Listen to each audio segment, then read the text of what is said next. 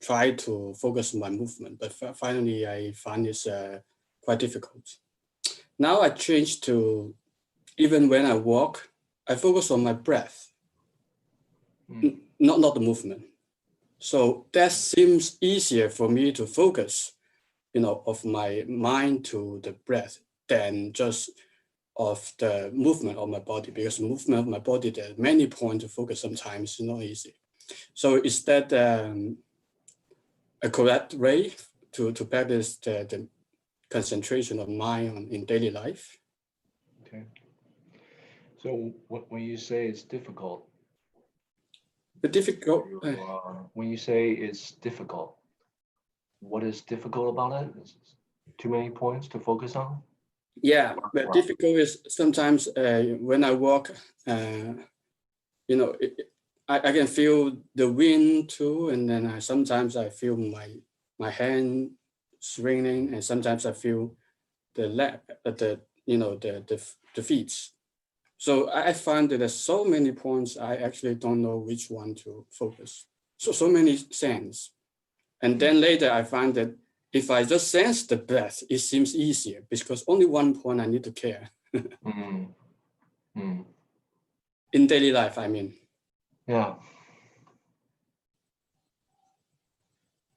There's no right or wrong. All these methods, some people like them, some people don't gravitate to them. So you just choose what's useful for you. The thing to be aware of is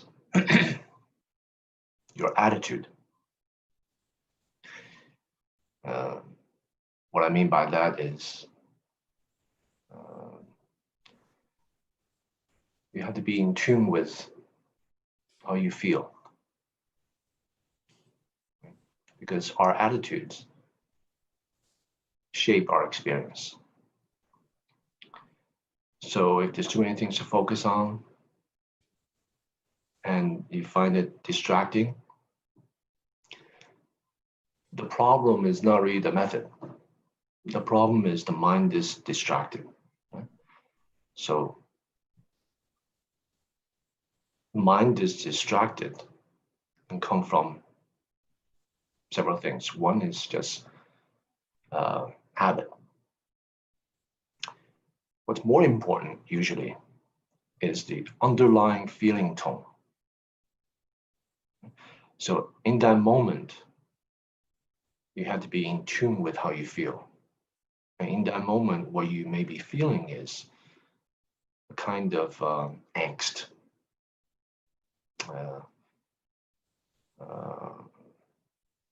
not at ease, or hurried, or not grounded. See, so that is really so you may find it useful in daily life, focus on one thing. Maybe it's because the mind wants to hold on to something.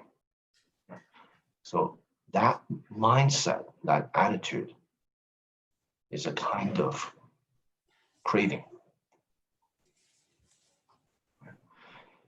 So I don't know how you feel in those moments.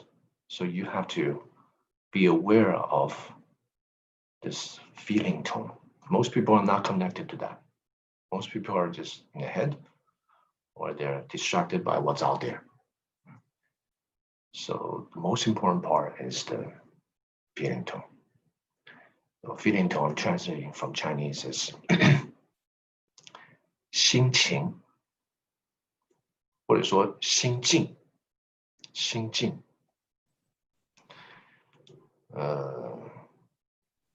这一瞬一瞬间的这种新的一种觉受。So it is that which shapes our experience. This method is good, that method is not good. I should get a better one. So with walking,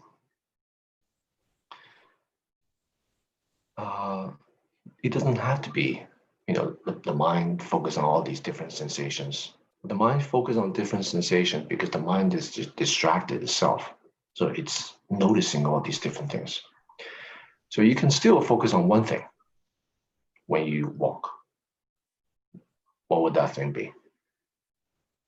You ground yourself in the feet, or ground yourself in the experiencing of relaxation. So this, or that's the second thing you can focus on. Third, you can choose any one of these three. Ground yourself in sense of bodily weight. It's just the presence of your weight grounded. So you feel connected to earth. So it doesn't matter what you do up here, but you're actually grounded. Does that make sense? One more. So you can, I'll just finish up here. You can experiment with these three methods, but the attitude, you also try to experience how you actually feel in the moment. Like a little bit of annoyance, a little bit trying to hurry to get something done, or distracted. What is that feeling tone? Once you relax the body, then you'll be able to access that feeling tone. If we're distracted, our mind is all over the place. So relax, and then you can access how you feel. Okay, what were you gonna say, Jian? Yeah. So when you say feel the weight of your body, so it's a bit abstract to me, because even I sit here and I walk or standing, when I understand, I feel my weight, is to understand the feeling of the surface of my body touch the floor. For example, my bottom of my feet or the cushions is how I feel my weight. But is there what you mean by feeling the weight of body is not so clear to me actually. Okay, there's different experience. I'm glad you asked. I don't know if you have felt this. Okay, so perhaps you have experienced this before. When a person is meditating well, when a person is meditating good, the presence, one's own presence, feel light. When one is a lot of distraction or a lot of burden, the experience is usually heavy, sluggish. You know? So concretely, you can experience, the contact points, but the experience of the contact point differs.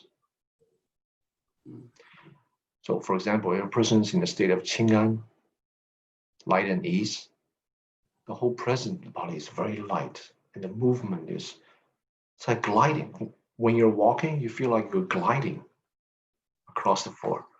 But if we eat heavy food and we're burdened emotionally or something, typically the body is very sluggish, very heavy. So that's what I mean by you're kind of grounded in the sense of weight of the body. But that too is it's based on whether you're able to relax or not. The more relaxed you are, the more you're able to sense this experience. So it's a little bit subtler than breath or mantra or Buddha's name or something. But the more you are in tune with this, actually it's better in the long run. Yeah. Okay. I do not reach that level yet, but I will try to. Play around with it. Okay. Play around with it because the breath is always very easy. The only thing with breath is it's up here. So most people's already top heavy, right? The head, the thinking in the head. So if the method is up here somewhere, it's a little more difficult. In the short term, it may work, but in the long term, the foundation is not established. Okay, so Okay. to try a little bit. Thank you. Yeah. Is there anyone else? Let's ask a question. Right. I go through this list. If anyone has a question in the meantime, just raise your hand. There's a few questions, but I think today I'm going to sense based on my sense of urgency, because there is I feel alarm here. So the first question is, self-harm is different from being suicidal. What's Chan and Buddhism advice on self-harm? Self-harm. Does anyone feel self-harm? Have an urge to feel you need to hurt yourself? There's all kinds of self-harm. For example, physical self-harm. Sometimes emotionally self-harm. If you always see other people as harming you, it's a kind of self-victimization. It's a kind of self-harm. So did the questioner raise a question? I mean, clarify what they mean by self-harm? It's anonymous question, so I don't know who raised the question. Self-harm, how is it different than suicidal? It exists on the spectrum, probably. Self-harm, harm, suicide. I don't know where this question is coming from. But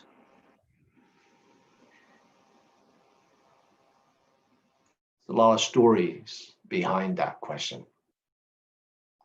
So the more important thing is to learn to appreciate oneself, to establish a more congruent sense of self through practice. Questions like that should probably require an interview one-on-one with a teacher, as opposed to something like this. Next question. I will find out who. I can't guess, but I'll find out.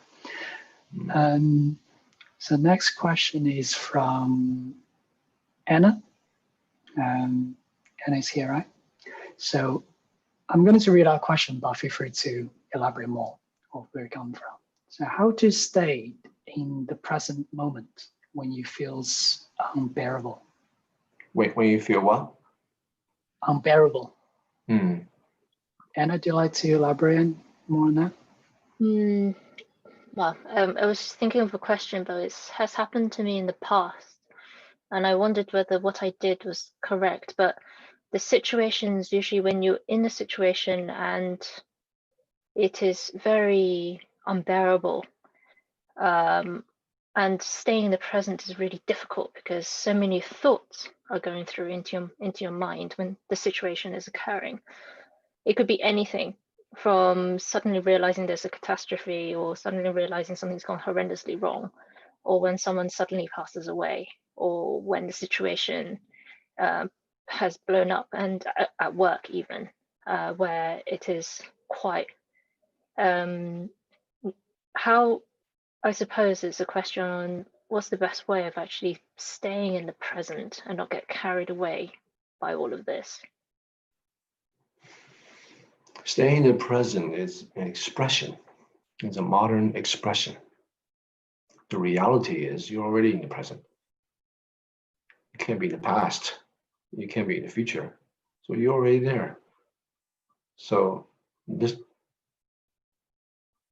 putting aside this conceptual framing of this question, we're already in present. What it needs to be done is to be in tune with how you feel in that moment. If you feel horrible, you know, something really bad happens, so you need to relax the body. So concretely speaking, we have to relax the body, not be in the head.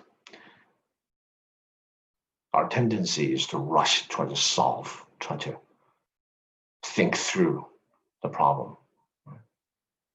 But a lot of times, the thinking is skewed by this undercurrent feeling tone. What I'm talking about, the attitude before. So whatever you come up, it's already wrong. It's skewed. So what's best to do is just to face it. So we learn. This is something you have to play around with. You have to kind of explore. Because when something not so pleasant happens, relax into it. You face it. Relax into it. Just being in the body, locating where it is,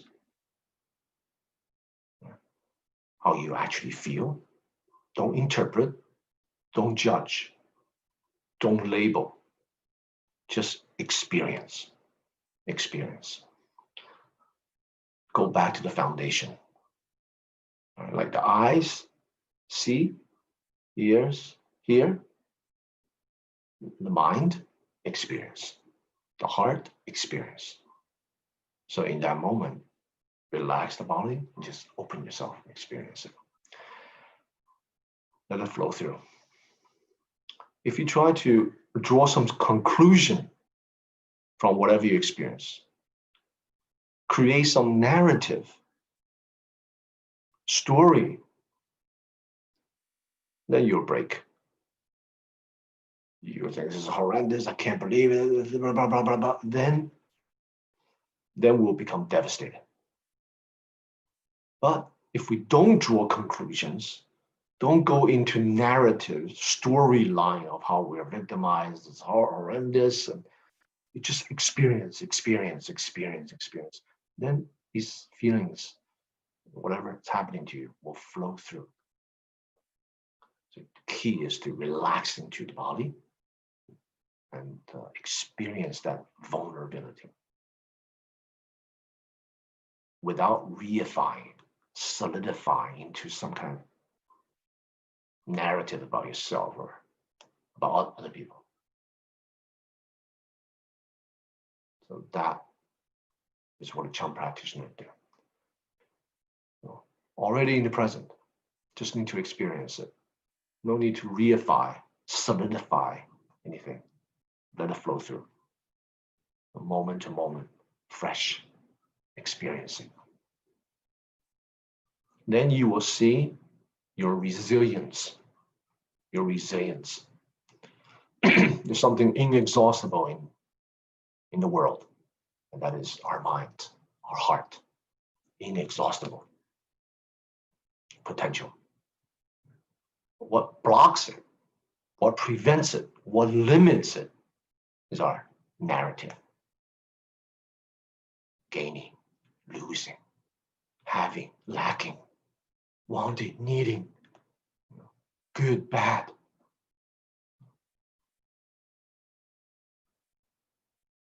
And if you feel like crying, just cry.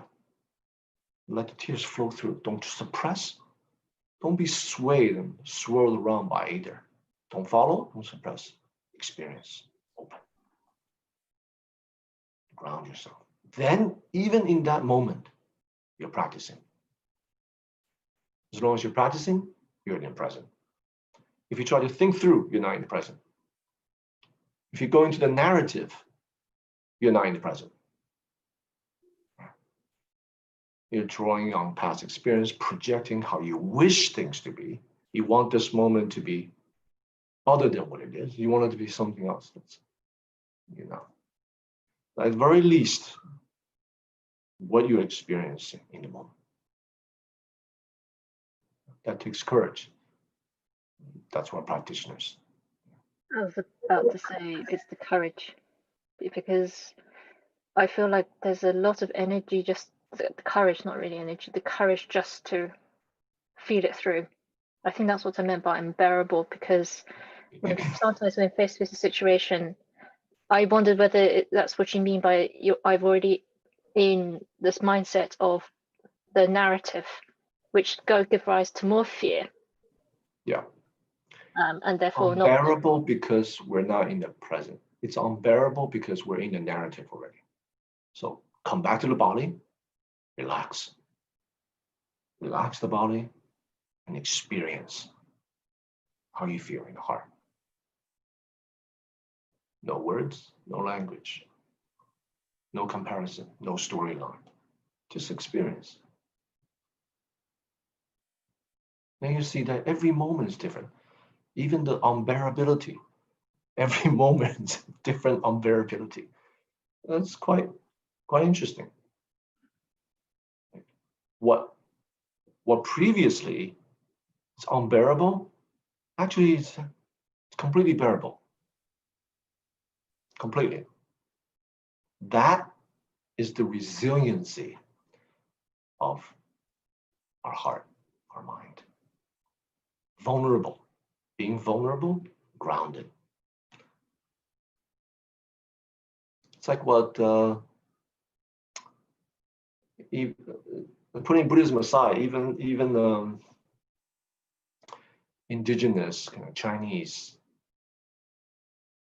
Zhuangzi thoughts has this kind of attitude towards it. You know? Zhuangzi or Laozi, I can't remember. It was like a blade of grass, being like a blade of grass. It's rooted. All it needs to do is just be rooted to ground. It's not so stiff. You know, as soon as you solidify your narrative into something then you're like a pine tree. Pine tree is the easiest tree to be struck down by lightning. It's not rooted. The roots are not so deep. Pine trees. The lightning comes, cut in half. Right? You break. The blade of grass, just wind, the tornado comes and come back up. Be careful in this. Most people are so used to this, they can't distinguish between reality and what they think of reality. You guys know that? Most people can't distinguish it. That person is just a jerk. He's just a jerk. So you can't distinguish that person may not be a jerk. To use a jerk, to someone else is a hero. So which one's real? There's no real. Everyone's living in a bubble. So we can't distinguish between our notion of things and the things. Right. All of you are in Europe, London. What's happening in America now? We have two big bubbles: the Republicans and the Democrat. You know, so everyone's perception of what's horrendous, unbearable, very different. So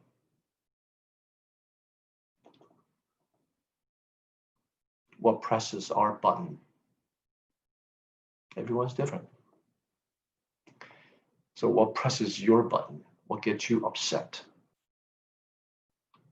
Feeling exhausted or astonished?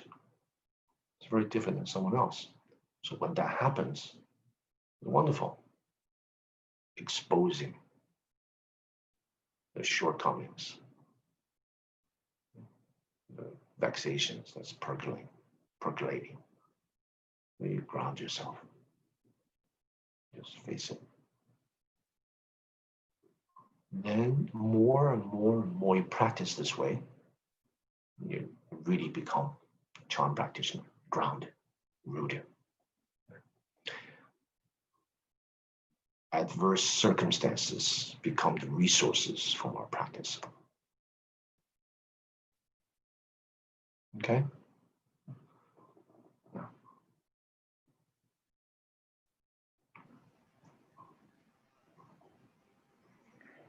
All right. Do I know some of you?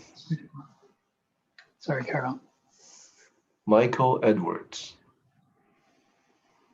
How are you? We met you, I've seen you before, right? No, first time. The first time. Okay. Yeah. Where are you from? Manchester. Manchester. Okay. Welcome.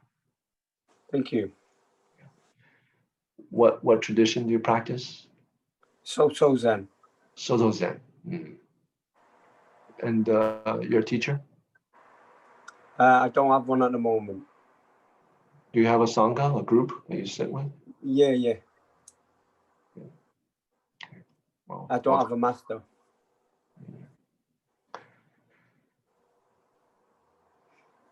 It's already with you. Pardon? It's already with you. Yeah. It's the master. The master is not outside. You just have to recognize it. Okay. And Antonio, how are you, sir? Fine. Thank you. Where are you located? Oh, I'm in Portugal, in Braga. Okay. A long way. Yes. And, What tradition do you practice? well, the mix up. A little bit here and there. Yes, I crossed with, well, more than 30 years ago. I was in England, and I crossed with John Crook's Western Zen retreats. Oh, John Crook. Yes. And I was in a very big mess. My mind was in a very big, painful, and so. And it was my connection with, because these practices, they helped me. So at the time, I was not very interested in Buddhism at all. But when we see things working, we're becoming more, paying more attention. So it was, so I have been there, and I have been doing, at home I don't do practice almost. I find it difficult to settle, to sit, and so on. So in all along these years, I have been, I went to retreats more. And that's because on the retreat, even if I didn't want to, so I starting to calm down, the mind starts calming down and following the things. So, but I have been going in different places or different traditions. And so I realized that these Shen practices, these silent elimination last times in things, is more what I need in a way. And for my, so that's, and I'm using now this opportunity, these digital opportunities, trying to go back to some practice, because now I am isolation, and with these epidemics now here, also this becomes more difficult. but so that's it. And so I have been several times in the retreats with the shut tradition, but also other places. So I'm not a loyal. It's all good. It's all good. Okay. Explore and you use what's useful in your life. Yeah. Yeah. Wow, you're welcome here. Oh, thank you. Okay. 司仪.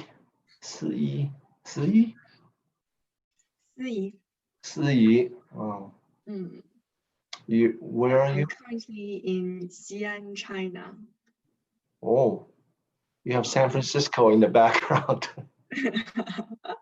Yeah. I just like the water. Yeah. Not so much water in Xi'an over there. Oh yeah, not so much. Okay, how did you But find there are out? many Buddhist temples. Yeah. Mhm.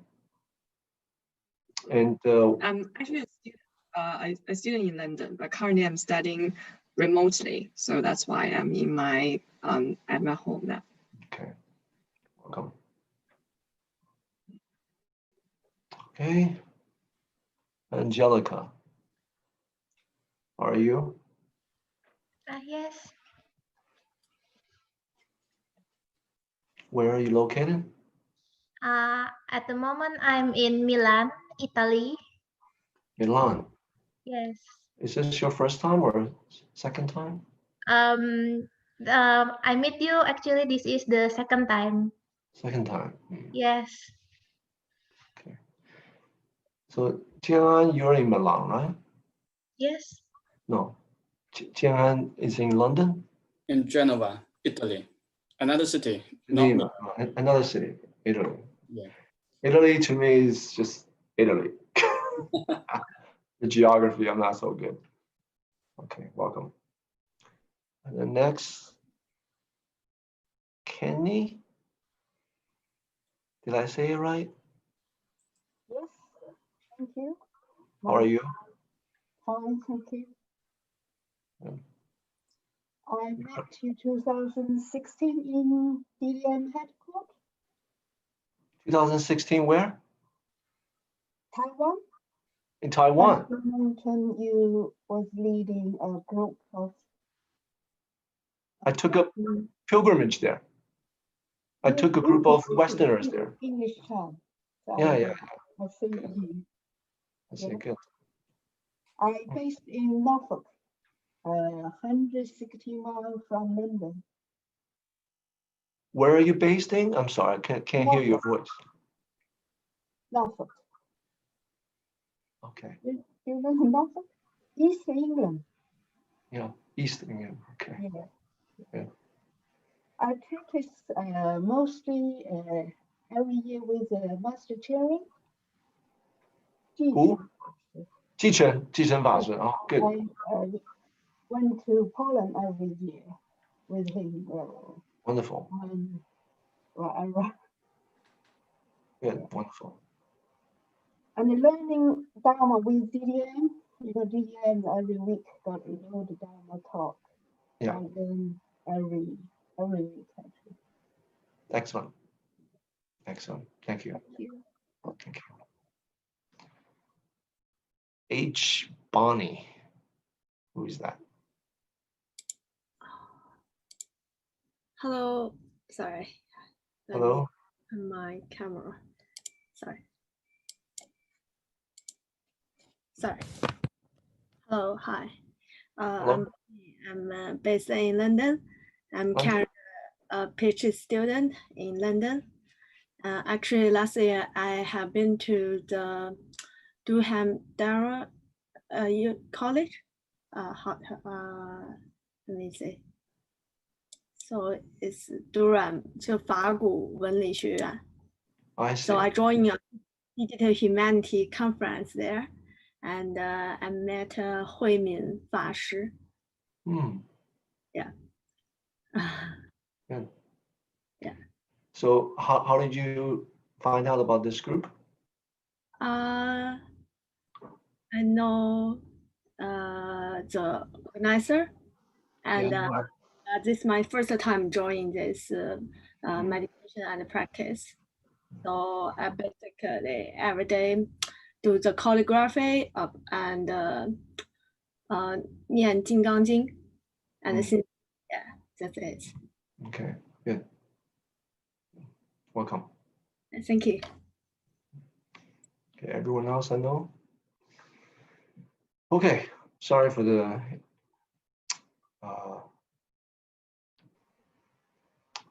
interruption there. I just wanted to know who I was speaking with. Good. I think the alarm bell all cleared. So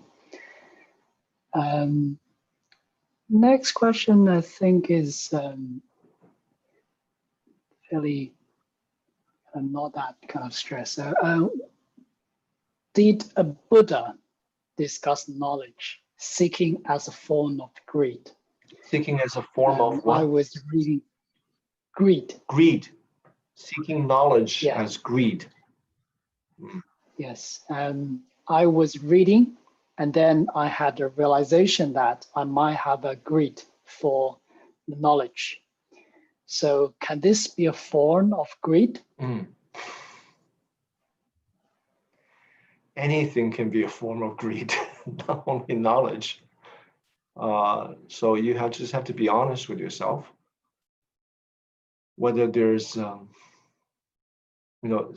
seeking knowledge, being driven by wanting to know, it's curiosity, that itself is not problematic.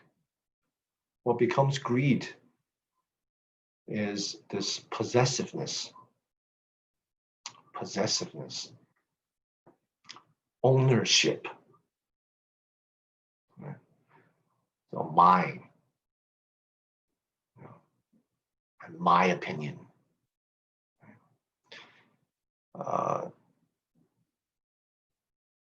So if that's absent, then knowledge itself is not a problem. Words and language itself is not a problem. Stories that we create, imagination, creativity, all of these are not the problem. The problem is when we solidify, reify our experiences into discrete things that we possess. That is a source of anguish. So the Buddha was very practical. Sometimes people ask him questions. He doesn't really answer. He goes to where the question is coming from, the root of the question. And if he senses that the root of the question is kind of locked into, if the questioner is kind of locked into this binary positionalities, yes or no, having, not having. This kind of existent, non-existent. If a person is coming out of this, and the Buddha usually don't get sucked into that kind of vortex. Is knowledge good? Is it bad? So the question, just like the way I answer the question, it's neither good or bad. Anything can be good or bad. The question is this possessiveness. We feel like knowledge is mine. I own it. I learned it. It's me, I, mine. Center. That's the problem. So when we have that, then we have a sense of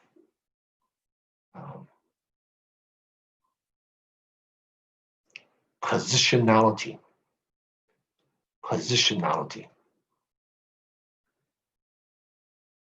With positionality, we have agenda.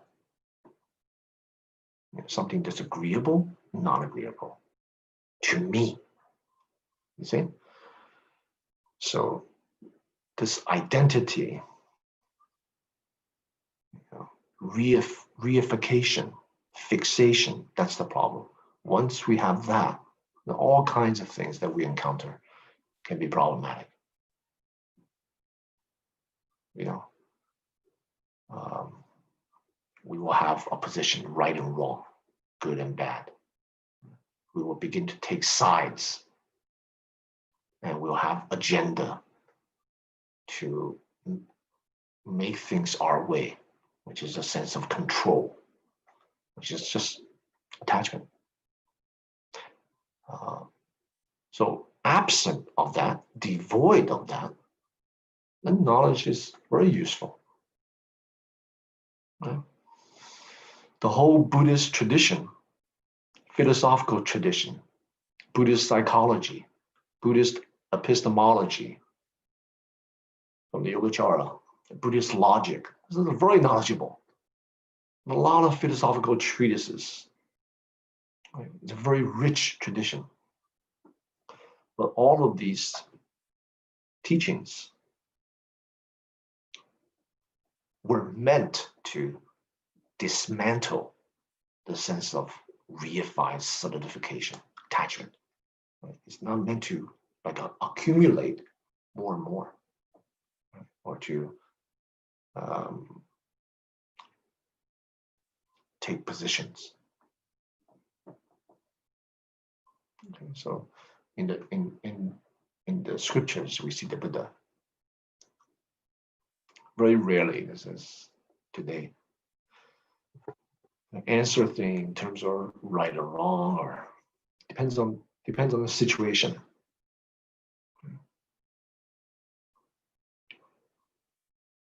When there's positionality, so how do we apply to ourselves then? When we take a position, how do we know we've taken a position? How do we know we have a sense of control? We have kind of grasping onto different knowledge in you. How do we know that? When someone disagree with you, then you know. When someone disagree with you, and then you feel hurt, or you feel it's not how I want to be, then you know that there's it's causing some suffering there, some vexations. So a person who is truly curious, seeking knowledge, always open to new perspective, ideas. Someone challenges, will actually be receptive. That's a wonderful point. That's great. I never thought about that. Thank you. That's good. I'm gonna correct my previous understanding. So you know there's no attachment there. That's an easy way to test. Okay, next. Thank you. Next one, a little bit long, so bear with me. Changwu Fashi mentioned that we practice calm and relaxation when we are stressed or anxious. So what's the suggestion on maintaining the calmness when we are facing with our phobia? For example, I have an irrational fear towards insects and wasps, grasshoppers. How can I maintain calm and practice towards that when I face with fear? What kind of the practice shall I work on? This is like what I was saying with Anna, just saying. Just relax, go to the body. Just experience the body. Very simple. Don't go to the head. Don't go to narratives, storyline. Just experience. But that said, we do what we can. We do what we can. Whether it's an insect or a person, we do what we can.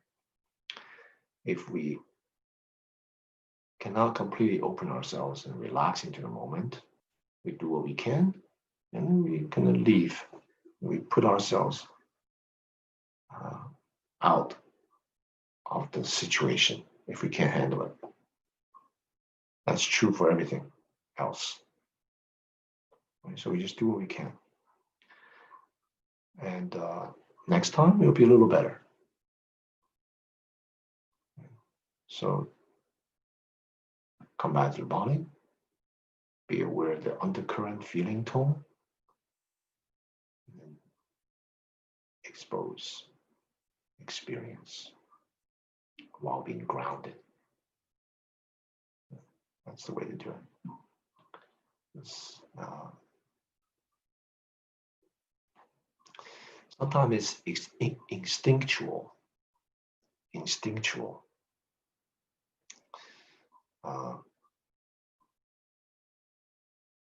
So there's a distinction there. Sometimes it's not based on narratives. With narratives, people, circumstances, yes. Sometimes physical threat, it's instinctual. It's the way that we're wired. Insect, spider, or saber-toothed tiger. It's like, relax, relax, relax. You're gonna get eaten, right? So it's you have to be able to distinguish it.